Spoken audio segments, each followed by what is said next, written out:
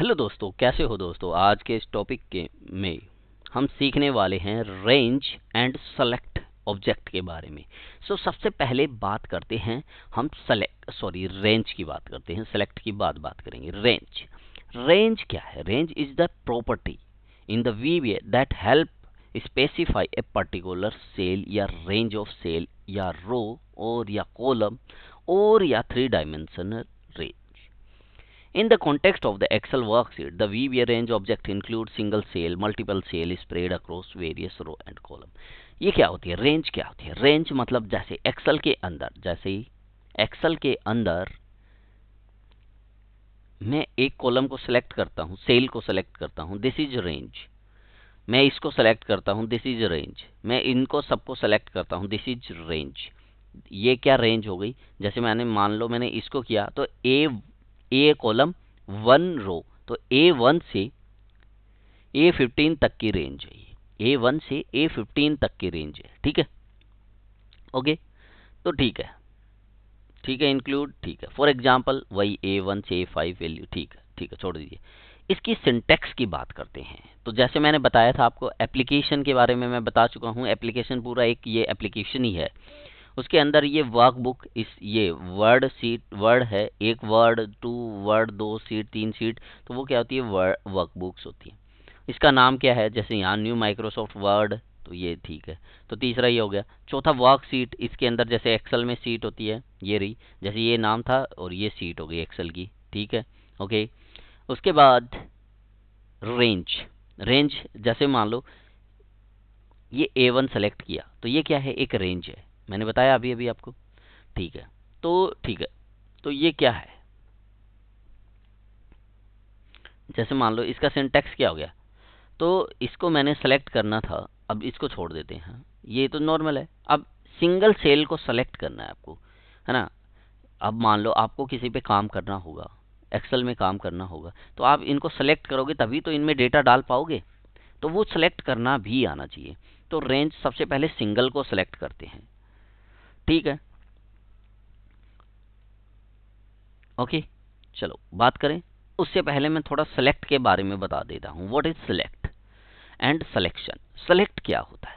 जब हम किसी चीज को कोडिंग करते हैं तो उस चीज को सेलेक्ट करना चाहते हैं। जैसे मान लें मैंने रेंज लिखी A से 15। अब रेंज A से 15 तो सिस्टम को पता चल गई, हाँ रेंज A से 15, पर इसको मैं ऐसे मतलब ये ड्रैग करके ये सेलेक्ट किया ना, ये जो डार्क कलर दिख रहा है यहाँ से यहाँ तक का, है ना, तो वो क्या है? वो सिलेक्शन है। तो इसे क्या बोलते हैं? इसे हम सेलेक्ट बोलते हैं, कि मैंने डॉट सेलेक्ट लगा के इनको सेलेक्ट कर लिया है। अब सिलेक्शन क्या होता है? सेलेक्ट और सिलेक्शन। सिलेक्शन क्या है?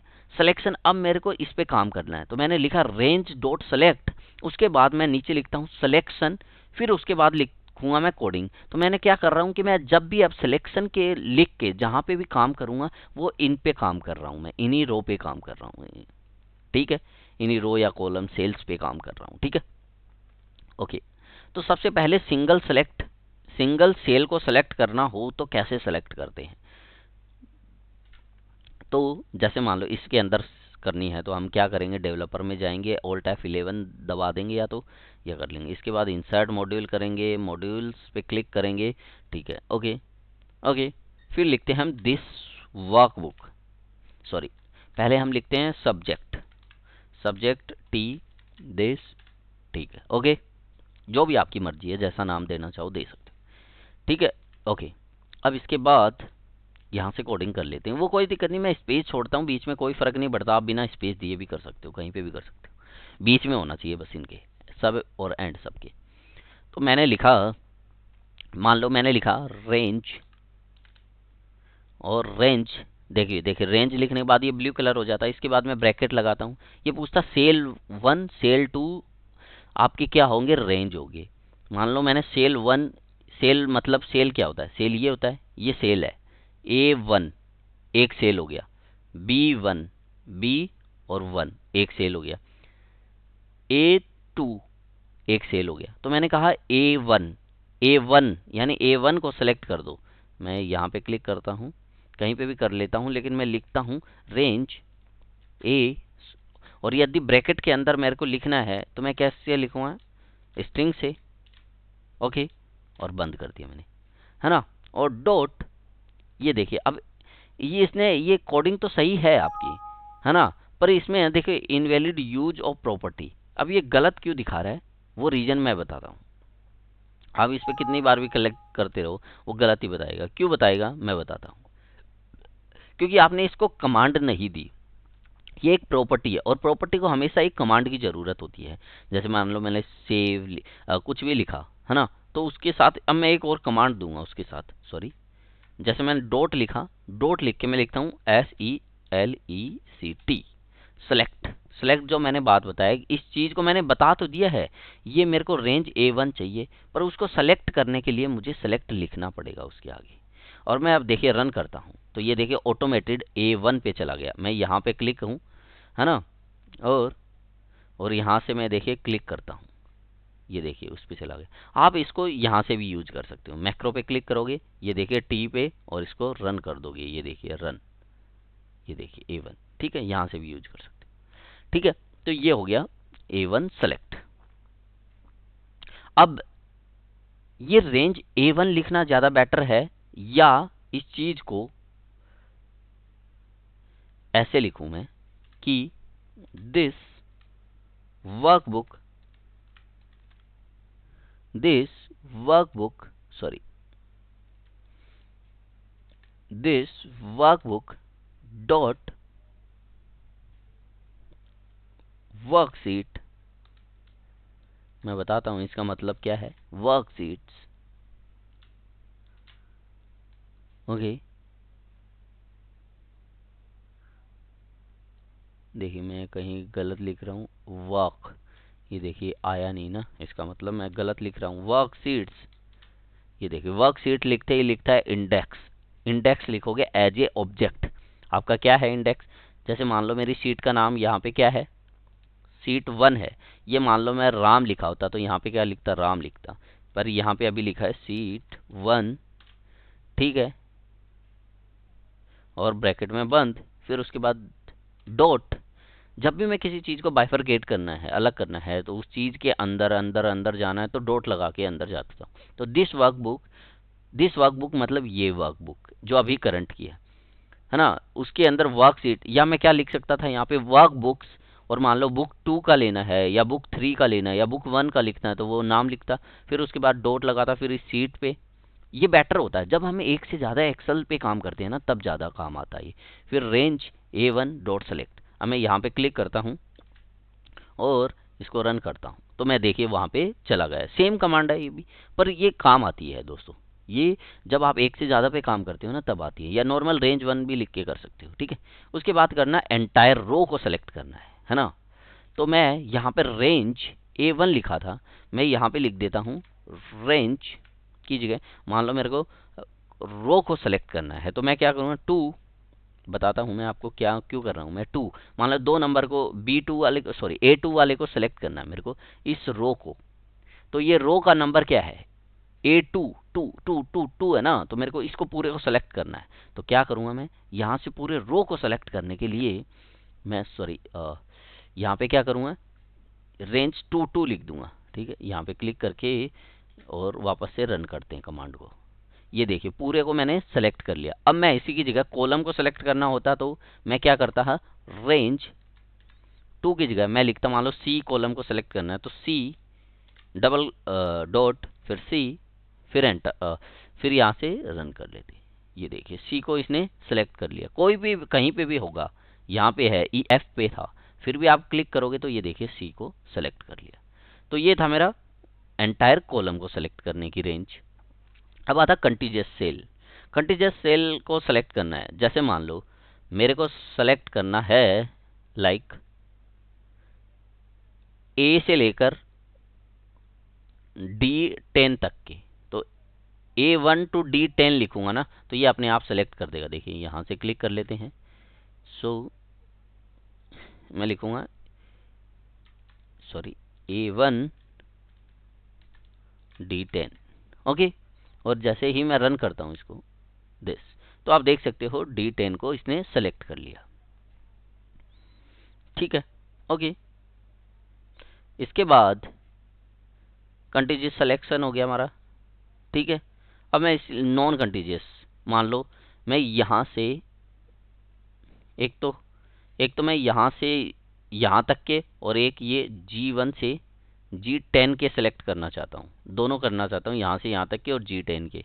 तो देखिए क्या कैसे उसके लिए कमांड लेते हैं। इतना तो लोगे ही लोगे, A1 से D10 तक का तो जितना करना है, उसके बाद आप कोमा लगा दोगे, उसके बाद सॉरी D1 से D10, ओके, D1 से D10, और इसको मैं देखिए रन करता हूँ।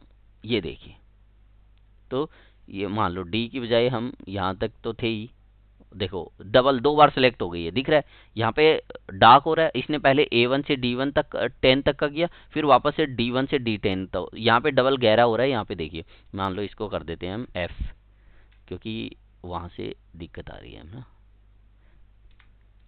ये लो, ठीक है, F10। और ये देखिए, अब देखिए इसने दोनों को सेलेक्ट कर लिया। अब देखो आप एक्सेल माउस से करते तो कंट्रोल दबा के करना पड़ता, और यहाँ पे ये देखिए इजीली हो गया ना, सेलेक्ट कर लिया। अब इसमें आप डेटा डाल सकते हो, वो बाद की बात है, डेटा हम बाद में देखेंगे।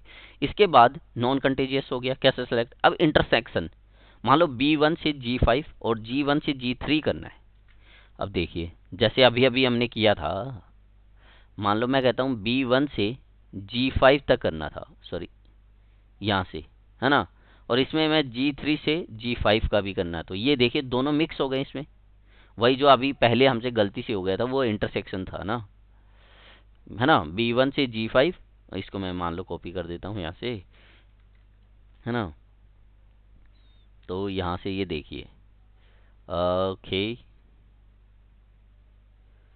ओके, मैंने यहाँ से इसको पेस्ट हटा देना है यहाँ से, ठीक है, ओके, ठीक है। B1 से G5 और G1 से G10, ओके। जैसे ही मैंने क्लिक किया तो यहाँ पे आप देख सकते हो, ये देखिए ऊपर पहले तो ये B1 से इसने G5 को किया, फिर G1 से G3 को कर दिया, तो इसी के ऊपर कर दिया इसने, ठीक है, ओके, ठीक है। सिलेक्शन नॉन कंटीजियस सिलेक्शन भी हो गया, रेंज इंटरसेक्शन भी हो गया। अब करना है मर्ज करना है आपको, है ना। तो कैसे करते हैं, अब देखिए, अब मर्ज का क्या है, देखिए ये हमारे इस पार्ट का टॉपिक का पॉइंट नहीं है, पर मैं रेंज को समझा रहा हूँ तो मैं इस चीज़ को भी समझाना चाहता हूँ आपको, ठीक है। तो हम क्या करेंगे, यहाँ से जो सेलेक्ट किया है, मान लो मैंने, ओके, B1 से B10 लिया मैंने, और सेलेक्ट की जगह, अब मेरे को सेलेक्ट नहीं करना, मेरे को मर्ज करना है, तो मैं क्या करूँगा, मर्ज कर दूंगा, ठीक है। और मैं जैसे ही रन कमांड करता हूँ, यहाँ से देखिए कहीं पे भी सेलेक्ट है, और मैं इसको देखिए B1 से B10 तक को इसको मर्ज कर देगा ये देखिए, ये देखिए मर्ज ही हो गया ये देखिए, दिख रहा है आपको। जैसे ये देखिए साइड में इस पर क्लिक कर रहा हूँ तो B1 से B10 तक का इसने मर्ज कर दिया, ठीक है। तो ये मर्ज था, ठीक है। क्लियर फॉर्मेटिंग ऑफ रेंज, है ना। अब आप रेंज, मान लो किसी चीज़ में फॉर्मेटिंग लगा रखी है आपने, है ना, उसका फॉर्मेट क्लियर करना चाहते हो, ठीक है। तो जैसे मान लो यार, ठीक है, इस पे मान लो मैंने कलर लगा रखा था, फॉर्मेटिंग कर रखा है इसे। फॉर्मेटिंग मतलब ये जो आपके कहाँ गए, ये जो फॉर्मेट, जैसे मान लो इसको कलर कर रखा है हमने, ठीक है, ओके। मैं C1 से C10 तक, C1 से C5 तक के फॉर्मेटिंग क्लियर करना चाहता हूँ, तो मैं क्या करूँगा, यहाँ से C कर देते हैं, ओके,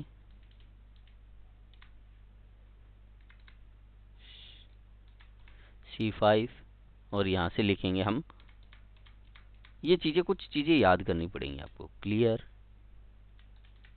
फॉर्मेट्स,